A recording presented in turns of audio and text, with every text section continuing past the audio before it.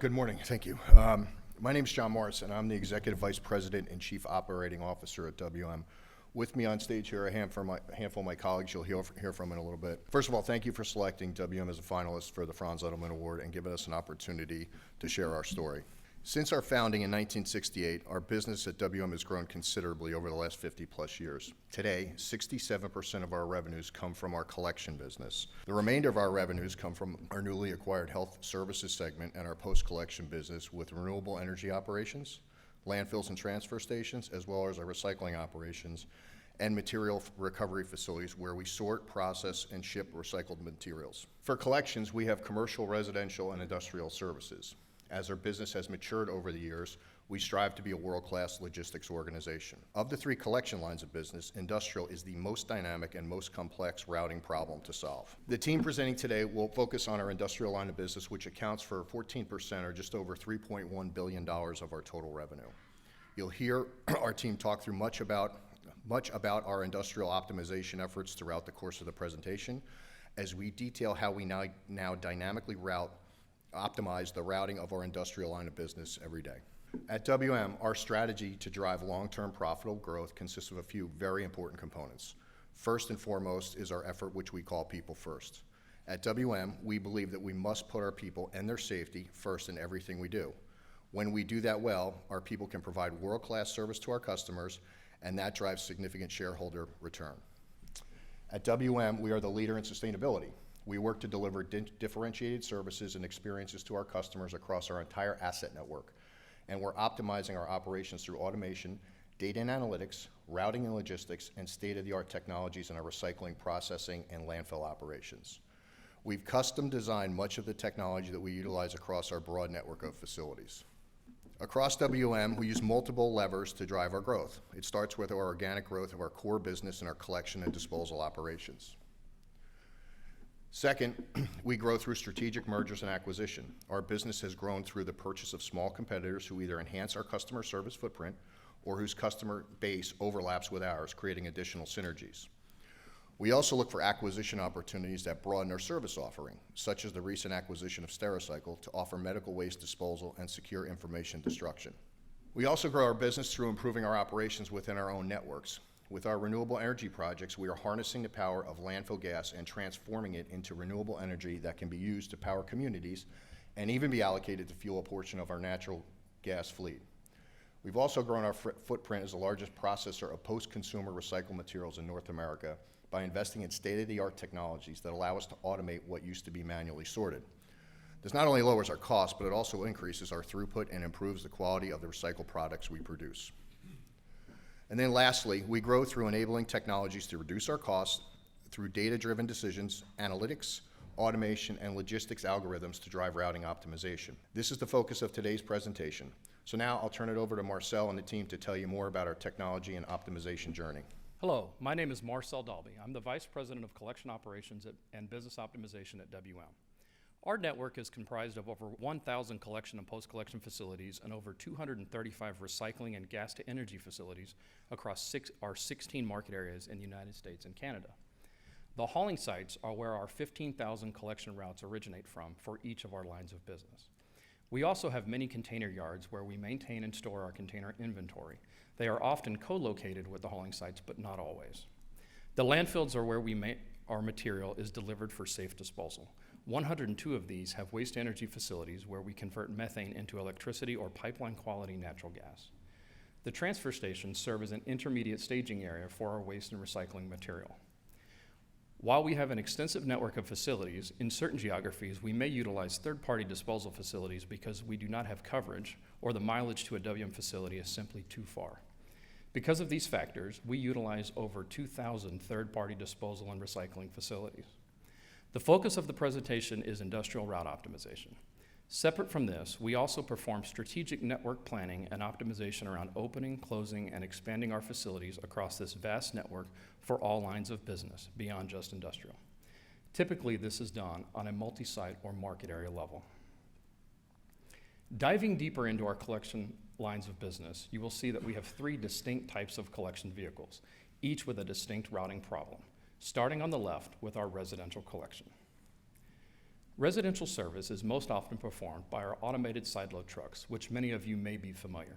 This line of business is highly scheduled and usually services each home once or twice per week. This arc routing problem involves passing by every home and accessing the container from the right side of the vehicle while working to minimize miles.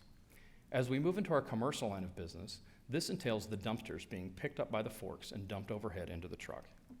You've likely seen this service behind restaurants, strip malls, and small commercial businesses. In this line of business, service days are generally fixed, and the routing problem here is typically cluster or zone-based. Lastly, what we'll focus on today is our industrial or roll-off line of business. These are the large industrial boxes which we physically roll off the back of the truck, hence the name. These are used at construction sites, large commercial properties, and industrial and manufacturing businesses. In this line of business, demand is highly variable, and many services are not scheduled but are instead on call. There are many complexities making routing of this line of business very difficult to optimize manually. Zone-based routing approaches are not optimal in this line of business. We went on a journey to optimize this line of business because we knew it was the most complex and dynamic. We believe that if we can do this well for industrial, we can take those learnings and apply a similar approach to our other lines of businesses. We have started to see this transportability bear fruit as we are now working to optimize same-day routing for our commercial line of business, and we plan to work on residential next. To help you better understand the intricacies of the industrial line of business, I'd like to walk you through our three primary service types. First, we'll start with the delivery. When a customer requests a delivery of a container, our driver must go to the container yard, pick up an empty box, deliver it to the customer, and then they are able to drive away in what we call empty rail status, meaning that they do not have a box on the rail and are ready to service the next customer. Ideally, we would want to ensure that the driver's next ticket does not require them to have a box on the truck. A second common type of industrial service is what we call a switch out. During a switch out, our driver must go to the container yard and pick up an empty box, go to the customer and drop off that empty box, pick up the full box, and haul it off for disposal. Once that disposal is complete, however, the driver is not empty rail, but instead has a usable empty container on the rails of the truck. Ideally, we would want to match this driver's next ticket to use that box size so that the driver can minimize their miles and doesn't have to return to the container yard. The third common type of industrial service is what is called an empty and return. During an empty and return, a driver will go to an industrial customer with no box on their back.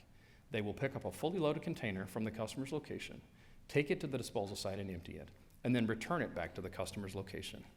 We do this because certain containers are specific to that customer's location and the box is custom fit to work on that customer's property.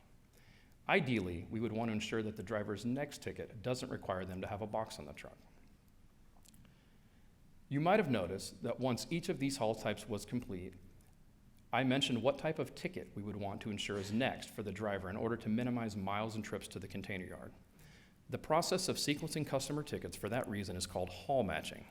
This is extremely important as we work to optimize these routes for each driver will service on an average 6 customers per day. Elimination of deadhead trips to the container yard is one of the keys to optimizing these industrial routes. If the variables I just described around the different haul types and haul matching weren't enough, I'll give you some additional details that make our industrial routing problem so complex. At WM, we operate over 3,800 industrial routes every day, servicing over 22,000 tickets. There are 20 different customer service types and over 70 different waste types. We have over 100 different container and box type combinations. Many of our customers have time window requirements of when we can service them or when we cannot. Our drivers also have to adhere to the Department of Transportation hours for working, as well as noise ordinance hours for services. Beyond all of this, our trucks have certain attributes such as height and length, such that only certain trucks can service certain customers. Additionally, our drivers have to have specific security qualifications to service certain customers such as prisons, industrial plants, or refineries. As we mentioned earlier, we utilize a vast network of over 2,500 landfills, transfer stations, and recycling plants for disposal. Finally, once we consider all of those many variables, we must produce turn-by-turn road navigation that considers bridge and tunnel height constraints, as well as bridge weight restrictions. You can start to see why this routing problem is so complex. Speaking of complex, let's talk about how this routing was done prior to the industrial dynamic route optimization. I'd like to tell you a quick story. Many years ago, I was the district manager for our Austin hauling location. Back then, all of our routing was done manually by a dispatcher. Every evening, our industrial dispatcher, Frank, would print out over 100 tickets on a dot matrix printer, tear each one of them off, and begin to lay them out across a large table. For about 3 hours, he would look at which customers required hauls for tomorrow and start to match them up as best he could for each of our 22 drivers. He looked at each customer and had to remember who needed to be serviced early and late. He would group these tickets by geography using zip codes as a reference point. Once he had 6 or 7 tickets grouped together, he'd put a paperclip on them, call it a route, and put it in a specific driver's box that he knew was familiar with these customers. The worst part of all of this is the next morning I'd go in at 2 a.m. to meet the drivers. As they were standing around drinking coffee and waiting for the morning meeting to start, they were thumbing through their tickets and trading them with each other like baseball cards.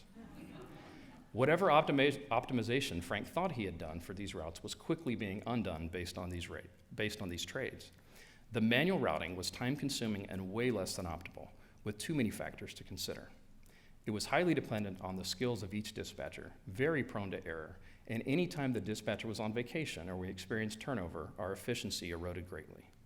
Hema will now describe the dynamic route optimization solution. Good morning. My name is Hema Pilutla. I'm the Senior Director of Decision Sciences in our Business Optimization Group. As Marcel explained, our industrial routing is very complex, and we set about solving with our dynamic route optimization system that has 5 important parts. The first includes foundational data and systems. For our complex data needs, we have invested in and built enterprise data marts, master data and data quality tools, and build some foundational technology systems for container inventory and for resource planning. The second part involves analytics around planned service times at different locations, custom speeds for our trucks, and proprietary travel time algorithms for creating safe planned routes. The third is capacity planning and demand forecasting, informing the number of assets and routes needed for the next day, and this serves as an input to route optimization. We developed custom optimization algorithms that take the number of routes as an input to create optimal routes and sequences of stops and facility visits to minimize time or cost. Lastly, we built automation engines that automate the end-to-end process of creating the routes and integrating them into the business processes and systems, such as our dispatch system and onboard computers on trucks. We'll cover more on analytics, capacity planning, and route optimization in the next few slides. Digging deeper into the geospatial analytics and algorithms that go as inputs into the planned route times, you can see from the picture on the right, our trucks have to travel inside locations with no digitized streets, and we need to estimate the time on property. Together, on-property times and travel times take over 85% of the route time. We analyze millions of GPS data points from our trucks to estimate on-property service times for customers and facilities, and to calibrate custom speeds for our trucks. We have developed proprietary algorithms and software to build origin-destination matrices for travel time and paths at scale for our trucks. These algorithms utilize the analytically derived speeds for more than 60 million street segments in North America and hundreds of millions of traffic speed profiles by time of the day and day of the week. Lastly, we consider WM custom road restrictions for our trucks. You can see the blocked streets in the red polygon on the right as an example. I'm proud to say we have 7 patents in this area for multiple lines of business. We use a 2-step approach of capacity planning followed by route optimization.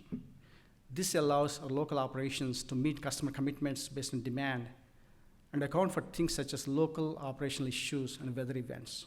Forecasting demand is one of the critical elements of capacity planning. Our industrial line of business is dynamic.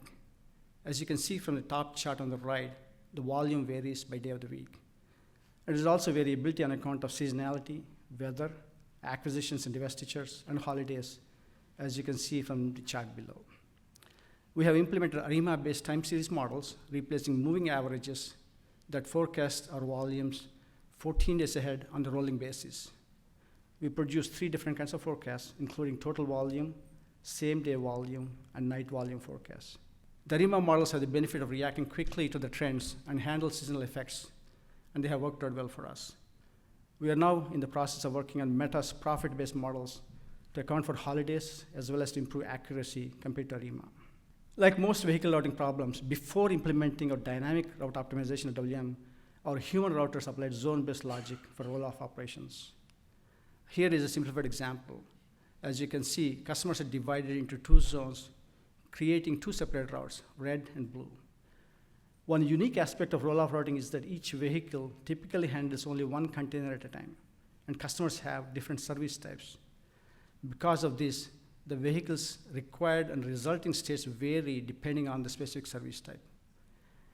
Additionally, many roll-off services require visits to shared facilities such as landfills, which are typically located far from customer locations. Because of this, an optimized route is often not zone-based like a traditional solution. Now on the right side of the slides, you can see an optimized route compared to a manually created zone-based solution. The zone-based routes limit the flexibility of utilizing containers from other services from a different zone. In contrast, the optimized route eliminates two unnecessary yard trips, significantly improving efficiency. This yard trip elimination is the direct result of haul matching, which Marcel discussed earlier. Beyond haul matching, we also utilize other highly practical techniques to further enhance our routing efficiency. Here are some other approaches that are difficult to incorporate with manual approaches that are part of our optimization. Empty and return and switch out services are two common service types among the more than 20 service types. Both services involve handling a full container at the customer location and require a new container to be provided at the end of the service. If the customer is flexible and changing the service type is more efficient, we internally switch from an empty and return service to a switch out service to improve efficiency. Carry can operations are about strategically placing empty containers. We leave an empty container at a customer's location and later use it for a subsequent service. Now, this method is particularly effective in remote areas where the container yards are far away. Finally, tandem operations. Some of our trucks can carry two containers at once, doubling our capacity. But it's not as simple as adding a trailer. We need specially trained drivers. We must respect weight limits, and customers need enough space for these larger vehicles. These strategies add complexity to our routing problem. With route optimization, we are not just creating efficient routes, we are building a system that adapts to real-world conditions, ensuring high-quality adoption. Now, roll-off routing problem is classified as a special type of vehicle routing problem and has been the subject of a lot of research. Prior research from literature on roll-off has focused on two main approaches. First, using mathematical formulation and then utilizing commercial solvers. Second, developing heuristic or meta-heuristic algorithms. Most mathematical programming approaches were limited to handling only a small number of customers and service types. To the best of our knowledge, there is no existing research or practical application that fully addresses all our needs, including service type alterations, carry can, and tandem altogether. Our scale is significant. We are dealing with over 1,000 customers and 150 routes at some sites, and we're talking about a 500-site operation. This makes using exact math programming approaches impractical within our time constraint. To address this, we developed a meta-heuristic algorithm based on large neighborhood search, or LNS.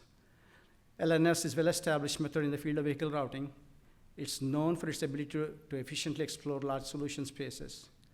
And we integrated our specific requirements, such as service type alterations, tandem, and carry can, into the LNS framework, allowing it to adapt and solve our unique challenges. And importantly, we have extensively tested our algorithm with real data, and it delivers excellent results.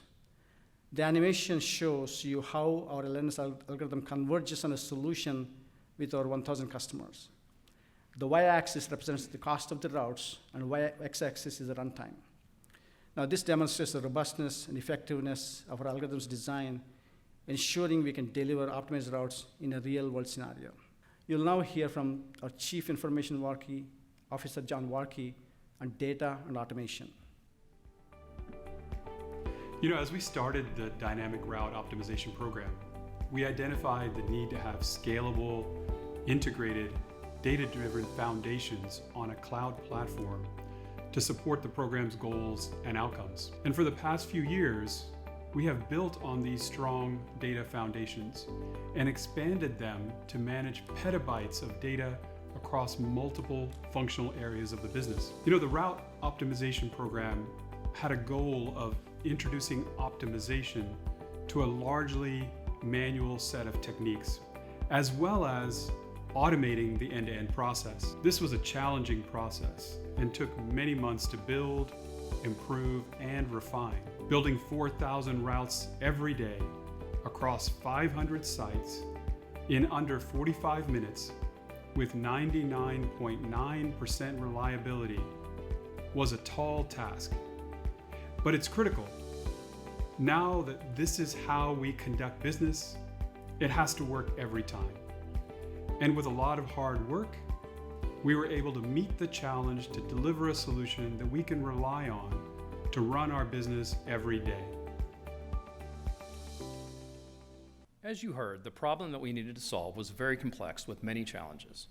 Over the last 15 years, we've had 2 previous failed attempts to optimize industrial routing with the use of data science and algorithms. This time we got it right, and we did that by breaking it down into phases and ensuring the business was involved in the design from the beginning.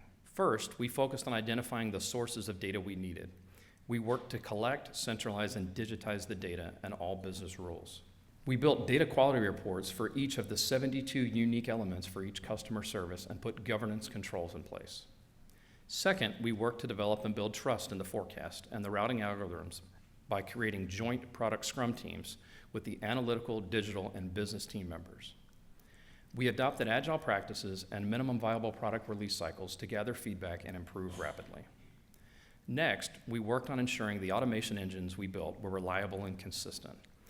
They also had to be quick at building routes across the entire enterprise without manual intervention. Reliability and consistency were critical. We had to ensure it worked every time because once we committed to digital routing, we knew we would never go back to the old manual way. Last was perhaps the most critical piece. We brought in our team from the field early in the process to test and refine. We also brought our field team in to train and ensure they were ready for rollout. We brought over 200 of our field leaders, dispatch leaders, and dispatchers to our Houston headquarters for a 1-week training to ensure we rolled this out the right way. From there, a team of over 100 area leaders worked as dedicated support staff for the next 18 months of site-by-site deployment. We created detailed training for everyone involved, including our drivers. We installed the digitized feedback loop so that our drivers could report any challenges, issues, or challenges they needed throughout the day. Early in the project, we wanted to know how well the engine worked. How good was it really? We compared a subset of manual routes against optimized routes to understand how much better the engine routes were versus the manual routes. We sampled over 1,700 routes from 14 of our 16 areas. On average, we saw 10.3% designed efficiency improvement and 11.6% miles per haul improvement compared to the manual routes. You might recall me explaining earlier what we called haul matching. This is the way we string hauls together to minimize container yard trips and deadhead miles. We saw an 18% haul matching index improvement compared to the manual routing. You might also recall me talking about the time windows in which our customers would like us to service them. The manual routes had 11.3% time window violations, as well as 28.9% max route length violations. Our optimized routes had no violations. This effort helped us to demonstrate the potential benefit of route optimization over the manual process. When we plan routes, the designed efficiencies are based on certain expectations of travel time and service time to our customer locations and disposal facilities. Not all route designed efficiencies can be realized because of uncontrollable factors such as drivers calling in sick, day of service customer request, as well as weather and traffic conditions. Because of our customer-centric culture, we strive towards a higher quality of service, sometimes at the expense of efficiency. Our managers work continuously to address performance opportunities. We address driver preferences through driver feedback and have coaching conversations with drivers to continuously improve. When we look at efficiency metrics, we compare year-over-year performance. This can be a difficult comparison because of the changing dynamics. The chart in the middle shows the increase in traffic on the roadways, leading to congestion and delays. The 2 charts on the right show year-over-year customer sprawl within Seattle in this example. As cities grow, the construction is primarily at the outskirts and in the suburbs, thus expanding our service territory year over year. Both of these changes dynamically negatively impact our efficiency each year. You will now hear from our frontline employees describing their experiences with this project. It's important to note that early in the program, we called it Next Day Optimization, or NDO, and you will hear that term in the video. Last year, we renamed the program Dynamic Route Optimization. NDO is invaluable. Since it's been in our operation since the end of January, we've seen efficiency improvements, We've seen drivers who've seen areas they haven't seen in a long time, which is awesome. And then it also helps that I don't have to worry about when my router's on vacation. In the beginning, we definitely saw our fair share of challenges, but I feel like we have definitely overcome them, and for the better. I think the biggest benefit to date that I have seen is the reduction in miles and our ability to flex trucks off the street, which ultimately helps our safety program and keeping our drivers safe. One of the greatest benefits of NDO is for the routers. In the past, they had to know every detail about a customer. Time windows, if it's special waste, what time the landfill quit taking it. Where now all that information is in the system. And that helps us for when there's a change in your router. If they're off, if they get promoted, historically their RM would have to teach all that information to the next person. Where now it's in the system, it frees up your RM and it frees up your router. But another thing that works with it is it takes a lot off of dispatch. Now we're not making as many phone calls. My NDO journey started about 6 months ago, and I've got my 4th area going live today. I don't think anybody could say that this wasn't a lot of work to get going or that change is easy, but I think that the increases in efficiency that we've seen, and especially the consistency for our customers, has been amazing to see. I think we've got a really big opportunity in front of us as a business, and I'm really excited to see what the next stage is going to bring for us. In many ways, we are at foundational stages with the Dynamic Route Optimization program. Our operators and frontline employees do a great job running our business efficiently. The solution we implemented is geared towards designing optimized routes for 100% of roll-off routes before each day starts, so that our routers no longer need to do it manually. Our business improvement goal focus is on safety, service, and savings. We measure these metrics year over year. The efficiency-related savings consider labor hours as well as fuel and maintenance on our trucks. In the area of safety, we improved the route optimization and enabled real-time traffic navigation, and were able to reduce overhead strikes by over 50%. Our focus is to meet and exceed our customer commitments through service reliability. We have seen compliance to our customer time windows increase by over 10%. With optimized routes now being executed by our drivers, we saw year-over-year efficiency improvement of 1.24%, more than overcoming the challenges I described earlier around traffic and urban sprawl. This equates to $11 million in annualized savings. The biggest driver dynamic route optimization created for us was the expansion of margins, driven by both price growth and operational expense reduction. Our margins improved 157 basis points year over year, which is the largest single-year increase ever in the industrial line of business. You will now hear perspectives from our Chief Customer Officer, Mike Watson, on the improvement that this program created for our customers. The Dynamic Route Optimization Program is part of a larger undertaking at WM for customer service digitalization in the period following the pandemic.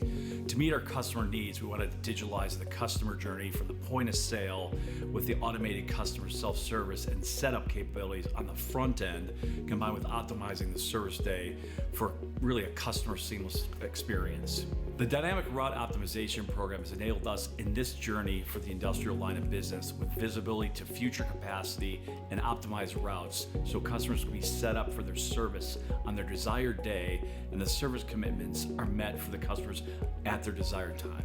Dynamic Route Optimization has created innovation across people, process, and technology to improve our overall customer experience. In addition to enabling customer service optimization, the routing program is helping us improve our overall service reliability. In 2024, we have seen a 10% improvement in compliance to our customers requesting time windows through improved routing and execution from our operations team. Now that we are fully deployed with Dynamic Route Optimization, we're exploring new ways to improve efficiency through what we call cross-site optimization. Traditionally, we plan for routes and assets by each hauling site. In many of our large cities, we have multiple hauling operations. Cross-site optimization breaks the notion of artificial boundaries between these sites and works by pooling work and resources across multiple sites, essentially removing these boundaries. You can see in the picture on the left 8 sites in one major metropolitan area that operates close to each other. This approach enhances efficiency while maximizing driver and truck utilization, thus creating more capacity. Additionally, we are also working on what we call total cost optimization. The focus of this initial phase was on efficiency through reduction in operational expenses. Total cost optimization allows us to reduce overall cost by analyzing and balancing our variable cost combined with the disposal expenses, creating a lower total cost to service, even if that's less efficient. We do this by internalizing more volume to our facilities at a lower overall cost versus using third-party facilities, even if it means we drive more miles to get there. We have discussed the current benefits to efficiency savings and margin improvements. We see other opportunities in 2025 and beyond, building on our success thus far. We see opportunities at 20% of our routes for cross-site optimization. Based on improvements we have seen some deployments so far, we are going to expand this capability in 2025. We are in the process of doing proof of concepts for total cost optimization. Based on our preliminary estimates, we see this opportunity between $24 and $42 million in the next few years as we adopt and scale across the enterprise. Dynamic route optimization is helping us gain better visibility into the containers we need. We're also reducing our container needs by optimizing container utilization between customers. In addition, through a sustained 2% improvement in industrial efficiency, we envision a reduction in new truck capital requirements to the tune of $26 to $30 million over the next several years based on the replacement life cycle of our trucks. You will now hear from Don Smith, our Senior Vice President of Operations. The rollout of dynamic route optimization had many challenges that our entire team, from sales to dispatch to operations to drivers, all had to work to overcome. This was a big change from what we used to do for a long time, where routing was done manually and drivers were able to pick the order they wanted to service stops. It was a huge rollout and change management effort over the multiple years. We all know that change is hard and people like what they know. Our senior leadership team recognized early that our commitment to this change was critical to ensure the field was able to adopt and change. We were involved listening to field leaders and ensured that their feedback was prioritized and the tools refined based upon their suggestions. This engagement and commitment was critical in driving adoption to this new way of operating our business. Technology and automation play a huge role in changing the way we plan and execute routes. By removing manual routing, we're freeing up the time from our frontline teams to focus on higher value work to better support our drivers and our customers. For the last year, in our industrial line of business, we saw our best ever efficiency improvements as well as record margins. This line of business is dynamic. It continually changes, impacted by growth away from urban centers and differences in container mix and increases in traffic. When we think about how we improve the business, we're always focused on profitable growth and expansion of margins. Dynamic route optimization is helping us to execute on these goals.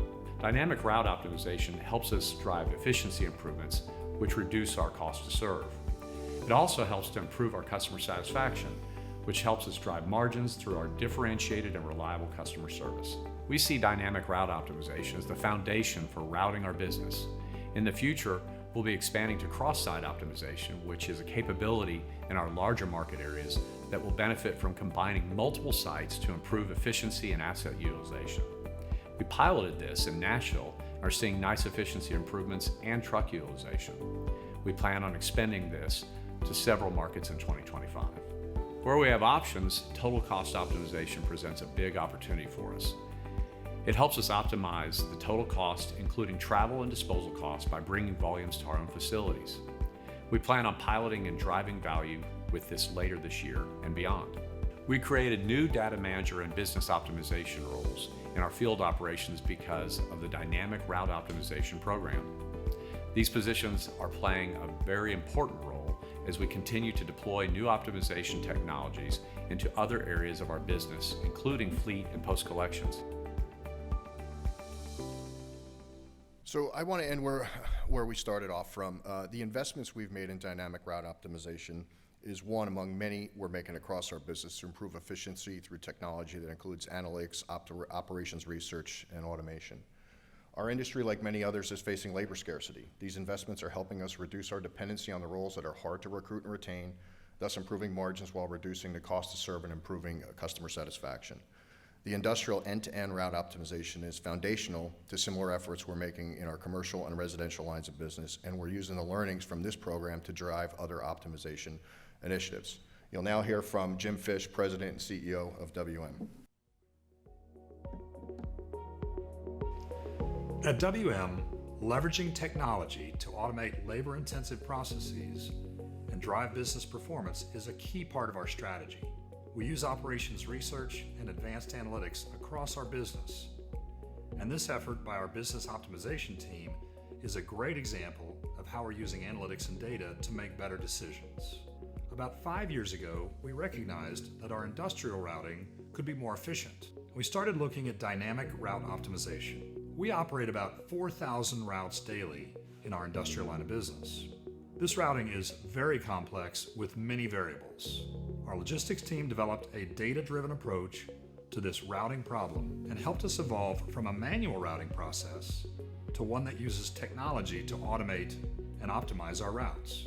This solution increases our efficiency and reduces cost while ensuring we meet the needs of our customers. Our system's design and deployment were deliberate to ensure safe, reliable service and to improve the experience for our employees and customers.